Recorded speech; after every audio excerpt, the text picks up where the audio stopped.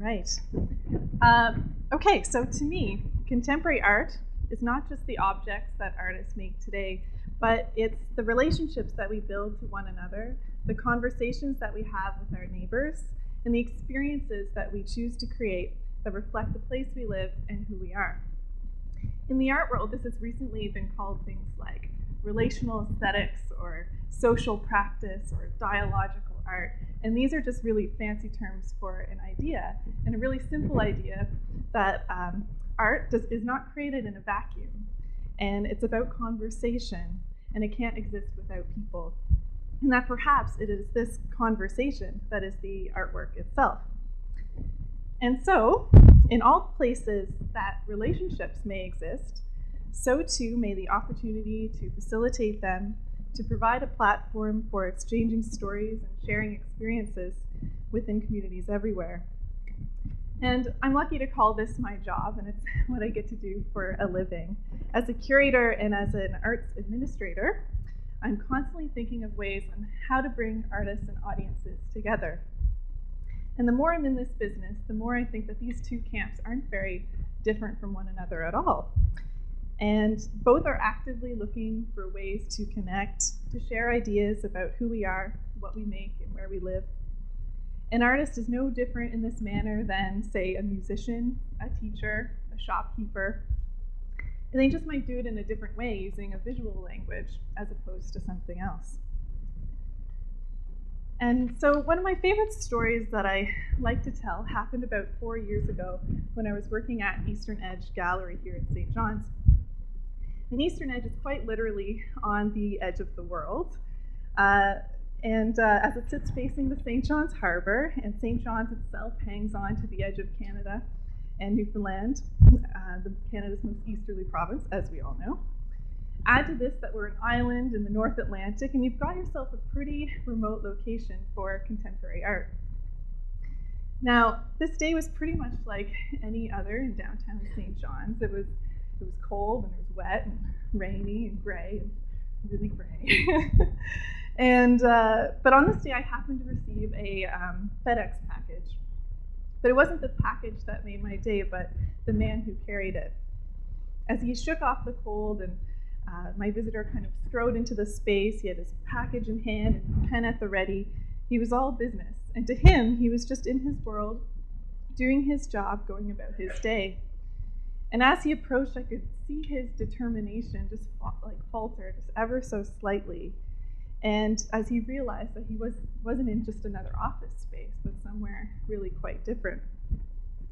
And so he looks over and he sees this mechanical armature hanging in the middle of the room, swinging like a pendulum in an old grandfather's clock. And he's also hearing there's this building and crashing noise as well in the room. And so as he faltered in his step, I'm almost certain his internal monologue went something like, "What the heck is this place? What is this thing?"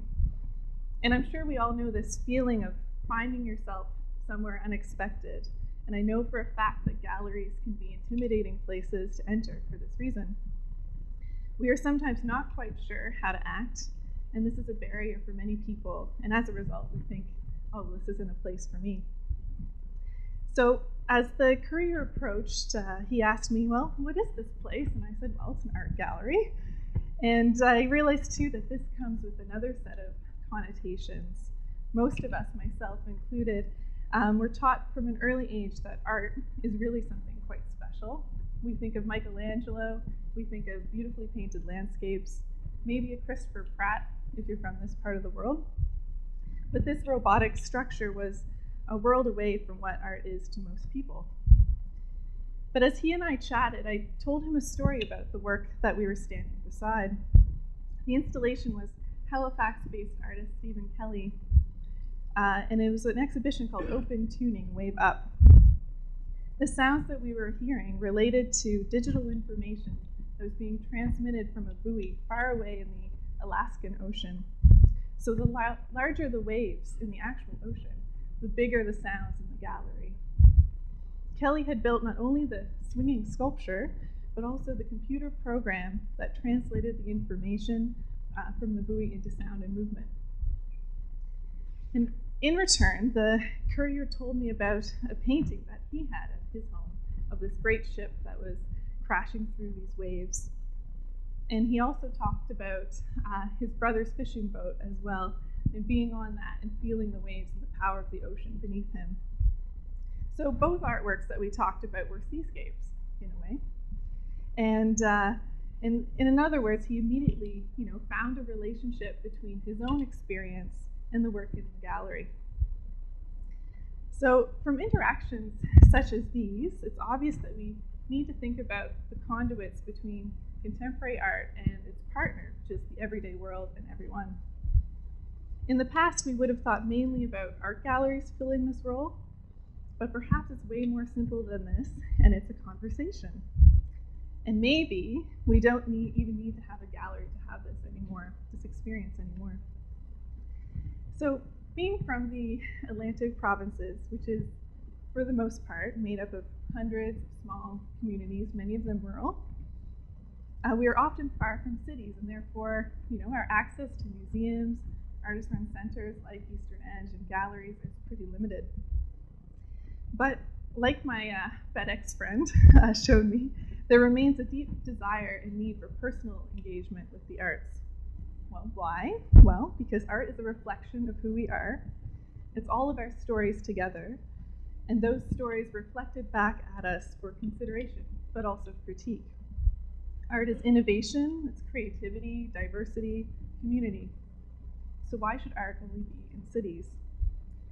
But in order to create meaningful art projects in rural places, we need to respect these communities and understand their complexity. Instead of museums and galleries acting in an educative role of, say, let's fly in and we'll tell you what we know, we want to know who are the artists in those communities making important work, and how do these unique places inform those artists' work and the artists live there. And so this is a challenge for arts administrators like myself. And as good middlemen or middlewomen that we are, we must create environments where multiple experiences and perspectives are respected, shared, supportive, and challenged. So one of my recent experiences was working with the community of Pictou County, Nova Scotia. The We're Here Festival, or Where Festival, you can say it both ways, was a 5-day experiment that brought both local and visiting artists together. There were discussions, social events, interactive artworks, as well as field trips led by artists out into the local landscape. Each location was transformed through storytelling, performance, and art making. We found ourselves on a beach, an island, in the woods, and on an old iron bridge. Following each other's footsteps, we asked questions, we told jokes, we explored all the different ways that you can think about place and how artists in this community are reflecting that in the work they're making today. And the walks themselves became artworks through shared experience and discussion. And so, as an organizer of this project, I quickly realized that the languages of contemporary art are totally alienating. They're steeped in academia. Academia, there's a very alienating word right there. And if we want people to engage with us on this project, we had to come up with a new local vocabulary. I worked with community advisors, people who lived in that community and who were leaders and experts in their own right. And we came up with the idea of doing a community festival as opposed to a formal art exhibition, a kitchen party rather than an evening of artist talks, and a series of field trips rather than performance art. These were familiar and friendly structures to show art within. But partnership is key, and rural communities know that you have to work together to get things done. Respect and partnership are necessities for survival. And here, personal life and work life are really intensely integrated, and you don't have to go far down the road to know that somebody else knows something about you and you know them.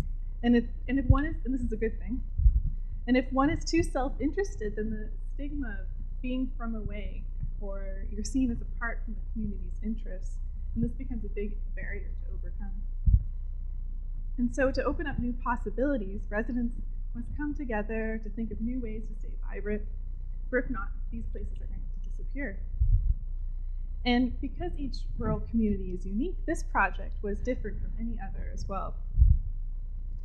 Another important point to make here is that often rural places are seen in opposition to urban ones, the country in opposition to the city.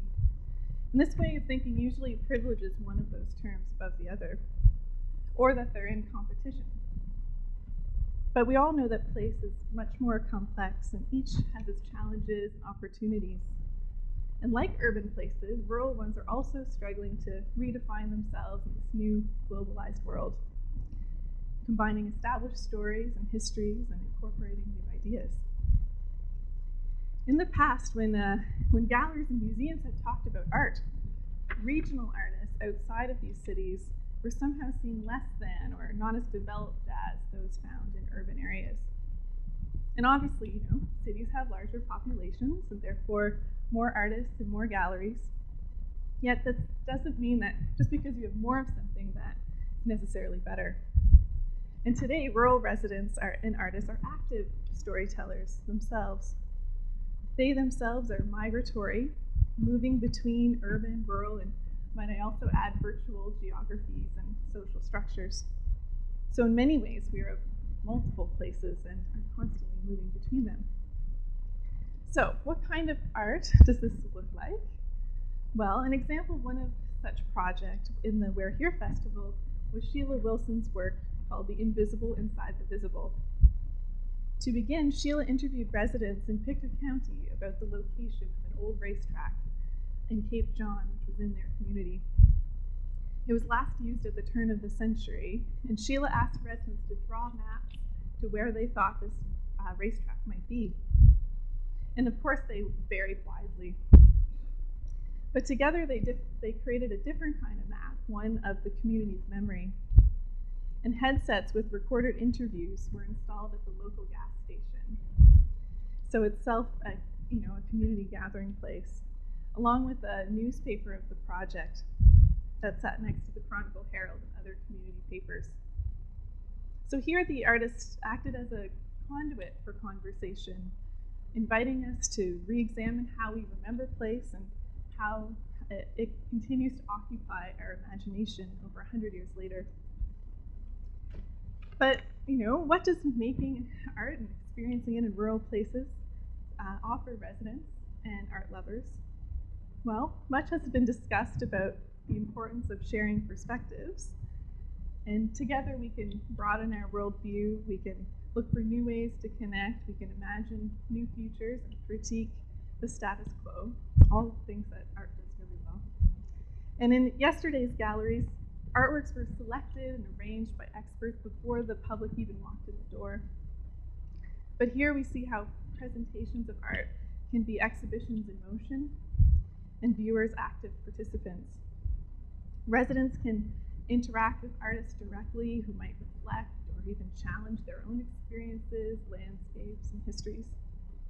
And in this way, viewers are active meaning makers and an important part of contemporary art practice. And in this way, festivals can be amazing models for action and intervention, temporarily filling the social role that galleries have and of just bringing people together.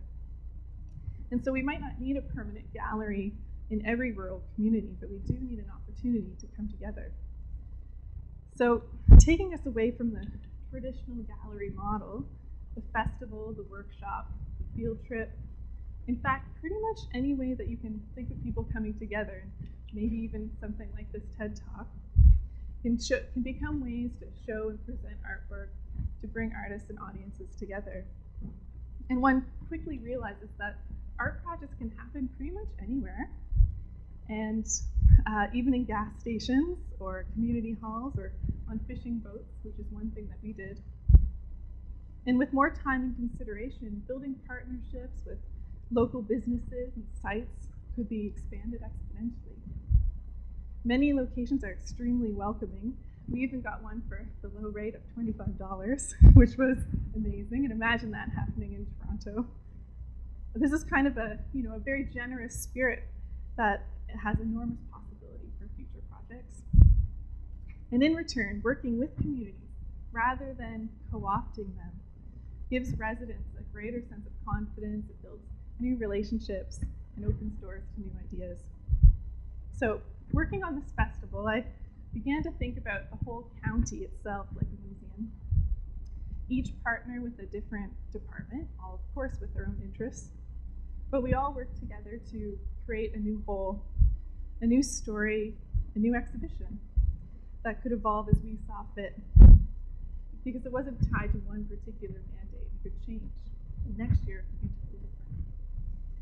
I've learned that organizing art projects doesn't happen in a bubble or even the safety of a gallery, but in the real world by fostering relationships.